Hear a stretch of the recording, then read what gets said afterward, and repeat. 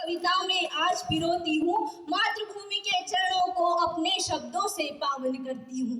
ये वो पावन भूमि है कि ये वो पावन भूमि है जिसने हर मानव को सर्वोच्च स्थान दिया। ये वो पावन भूमि है जिसने रामायण गीता का ज्ञान दिया। अर्थशास्त्र योग गणित का ज्ञान सिखाया दुनिया को, विज्ञान गणित का मर्म सिखाया दुनिया को। हमारे देश के यशस्वी प्रधानमंत्री आदरणीय नरेंद्र मोदी जी द्वारा पंच प्राण की प्रतिज्ञा देश के हर नागरिक से लेने की प्रतिज्ञा की, जिसका पहला प्रण है विकसित भारत का निर्माण।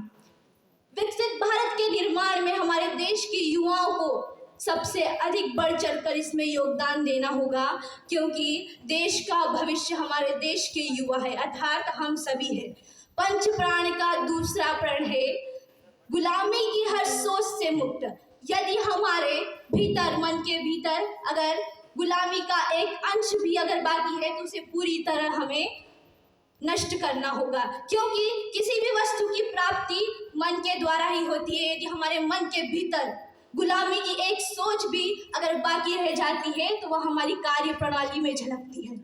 हमें गुलामी की हर सोच से मुक्त होने के लिए हमें अपने आदर्शों, हमें कर्तव्यों को ईमानदारी पूर्वक करना होगा। पंच प्राण का तीसरा प्रण है विरासत पर गर्व। हमारी विरासत जो हमें हमारी संस्कृति से जोड़ती है, हमारे पूर्वजों द्वारा दिए गए बलिदानों को याद दिलाने के लिए हमें हमारी संस्कृति, हमारी विरासत पर हमें गर्व करना चाहिए। हमारा पंचतंत्र का चौथा प्रण है एकजुटता या एकजुटता। एक उदाहरण के माध्यम से मैं आपको एकता और एकजुटता का उदाहरण देती हूँ कि जब मिट्टी ने एकता की तो ईंट बन गई। जब मिट्टी ने एकता की तो वो ईंट बन गई। जब ईंट ने एकता की तो वो दीवार बन गई। जब दीवार ने एकता की तो वो मकान बन गई। महोदय, ये सभी तो निर्जीव वस्तुएं हैं। जब ये एकता और एकजुट हो सकते हैं तो हम तो 140 करोड़ से भी अधिक है। तो हम सोचिए, जब एकजुट हो जाते हैं तो हमारे देश का विकास, हमारे देश की छवि कैसी होगी। पंच प्राण का पांचवा प्रण है नागरिक कर्तव्य। हम सभी देशवासी ईमानदारी पूर्वक अपने कार्य को करें, ईमानदारी पूर्वक हम देश के योगदान में अपना योगदान दें, ईमानदारी पूर्वक मतदान करें, ईमानदारी पूर्वक शिक्षा लें, ईमानदारी पूर्वक हमारे देशभक्ति का भावना को हमें आगे बढ़ाना होगा। अंत में मैं अपने विचारों को व्यक्त करने के लिए कविता की कुछ पंक्तियां आप सभी के समक्ष प्रस्तुत करना चाहूंगी।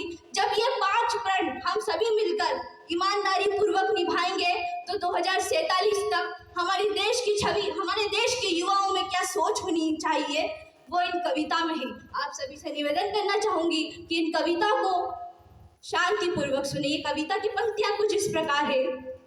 तकनीक जानने वाला युवा अब्दुल कलाम बने, कि तकनीक जानने वाला युवा अब्दुल कलाम बने। IIT NIT से पढ़ने वाला छात्र नासा के लिए नहीं अपितु इसरो के लिए काम करे। हम क्रिकेट, फुटबॉल, हॉकी, कबड्डी खेले तो भारत के लिए खेले। यदि कोई दौड़कर हेमा दास नारी सशक्तिकरण का उदाहरण देती हुई स्वर्ण जीते तो वह भारत के लिए जीते। यदि कोई हेमा दास दौड़कर नारी सशक्तिकरण का उदाहरण देती हुई स्वर्ण जीते तो वह भारत के लिए जीते। हम शिष्टाचारी युवा बनाए कि जापान से पहले भारत का नाम हो।